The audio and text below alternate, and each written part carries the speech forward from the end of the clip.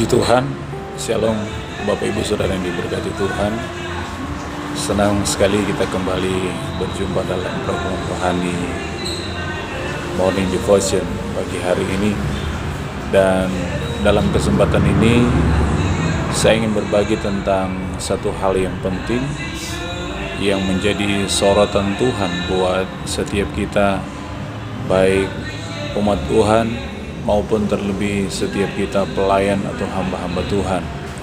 Bapak Ibu Saudara yang diberkati Tuhan, Matius pasal yang ke-7 ayat yang ke-22 mencatat tentang keadaan daripada orang-orang yang ada di akhir zaman, terlebih khususnya dalam dunia pelayanan, bahwa ada begitu banyak orang yang menjadikan tujuan dalam pelayanannya adalah untuk supaya manusia atau orang-orang ada di sekitar mengagumi, menghormati, menghargai setiap pencapaian atau prestasi rohani kita.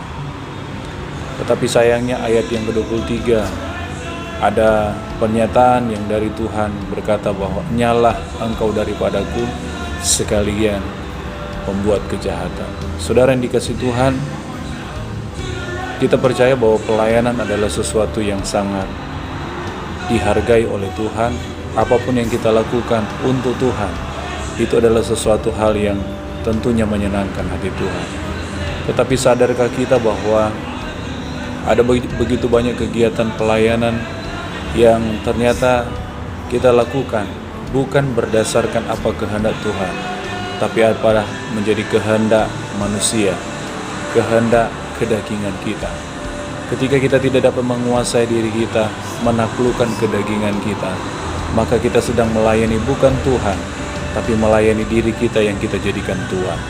Bapak Ibu Saudara yang diberkati Tuhan, prestasi pelayanan kita bukan diukur seberapa banyak kita boleh melakukan sesuatu yang mungkin membuat orang terkagum-kagum, membuat orang merasa heran. Tetapi kita sadari kembali bahwa pelayanan kita adalah dinilai oleh Allah sendiri. Apakah itu berkenan, memuliakan Tuhan atau tidak? Saudara yang dikasihi Tuhan, Matius pasal yang ke-7 ayat 22 kiranya menolong kita untuk kita sadar bahwa pengejaran kita, target kita, tujuan kita bukan supaya kita dikagumi, kita dihormati hanya sekedar oleh manusia. Tapi biarlah kita mau melihat bahwa tujuan dan panggilan Tuhan, kepercayaan Tuhan untuk kita melayani dan kita bisa berprestasi bagi kerajaan Allah adalah dasar karena kehendak Tuhan dan tujuannya untuk memuliakan Tuhan. Kita lihat dalam ayat yang ke-21 dalam Matius pasal yang ke-7 menjelaskan bahwa sesungguhnya bukan setiap orang yang bisa berseru kepada Tuhan, memanggil Tuhan, itu yang berkenan kepada Tuhan.